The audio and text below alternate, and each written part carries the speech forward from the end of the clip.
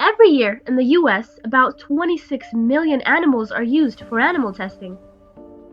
So, what exactly is animal testing? It's the use of animals such as mice, rabbits, guinea pigs, primates, dogs, pigs, cats, and many more in lab experiments for medical and commercial purposes.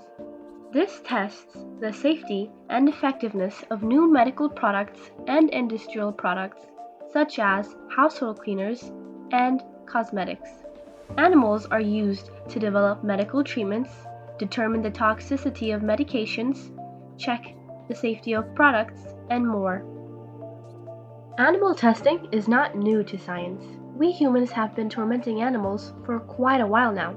It was first recorded around 300 BC by early Greek physician-scientists, such as Aristotle. They performed experiments on living animals to better understand anatomy and to test experimental methods of surgery before trying them on human patients. Have you ever taken vaccines, prescription, or over-the-counter medicines? Well, most of these have undergone some form of animal testing. A well-known case is one of the most horrifying diseases of the 20th century, polio disease.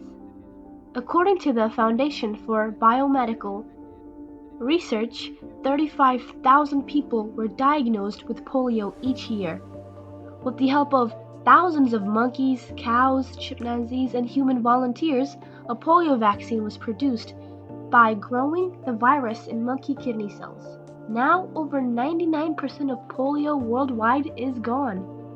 Another is smallpox. In the 18th century, it took about 400,000 lives each year, and 1/3 of the survivors were left blind.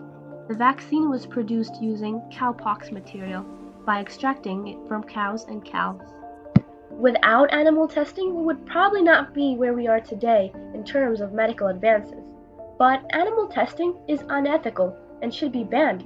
We've been doing it long enough, and it was the way of the past, but it shouldn't be the way of the future. When tech meets science, it creates alternative tests.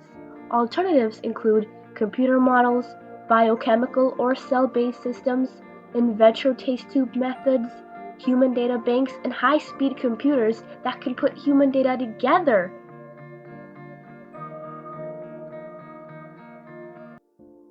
If enough money and resources were devoted to animal-free alternatives, other solutions would be found.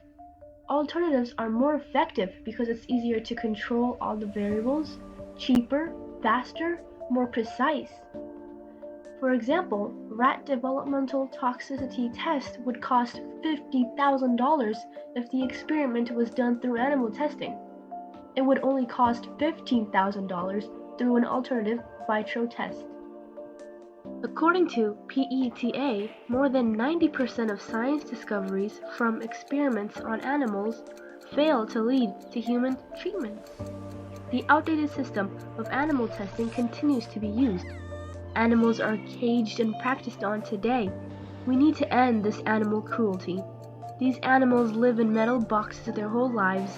When they're not behind bars, they're getting poked at by knives.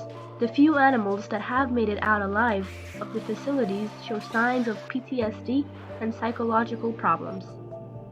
There have been laboratories found of mistreating these animals, and those laboratories include SNBL of Everett, Washington.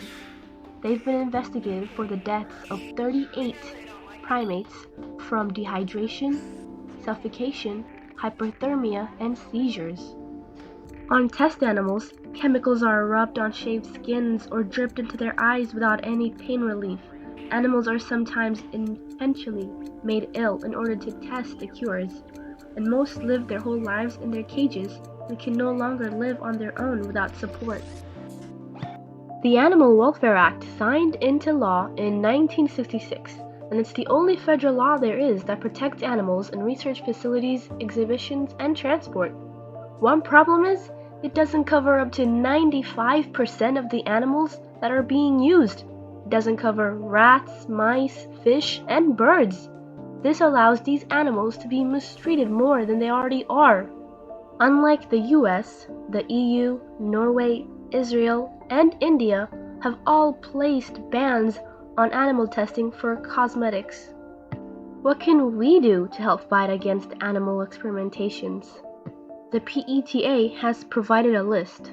It states we can support animals by always buying cruelty-free products, spreading the word, only donating to cruelty-free charities, and by leaving our bodies to science.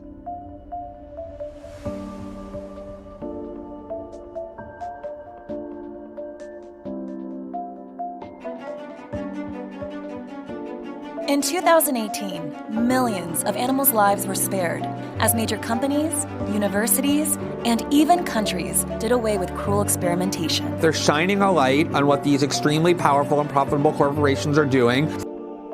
What is being done today?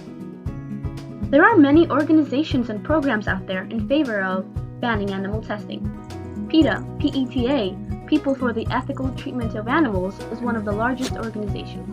It has more than 6.5 million members and supporters.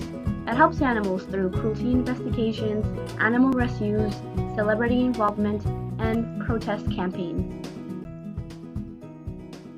California, New Jersey, New York, and Virginia have all put restrictions on animal testing when it comes to cosmetics.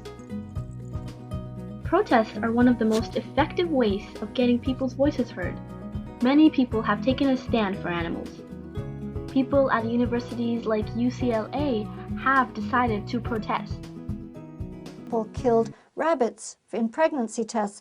We don't need to do that anymore. We have in vitro test tube methods. We have human data banks. We have high-speed computers that can put that human data together, which is how we got the latest cocktail of AIDS drugs, not from these old-fashioned animal tests, but from using the technology we have today to give us answers quicker.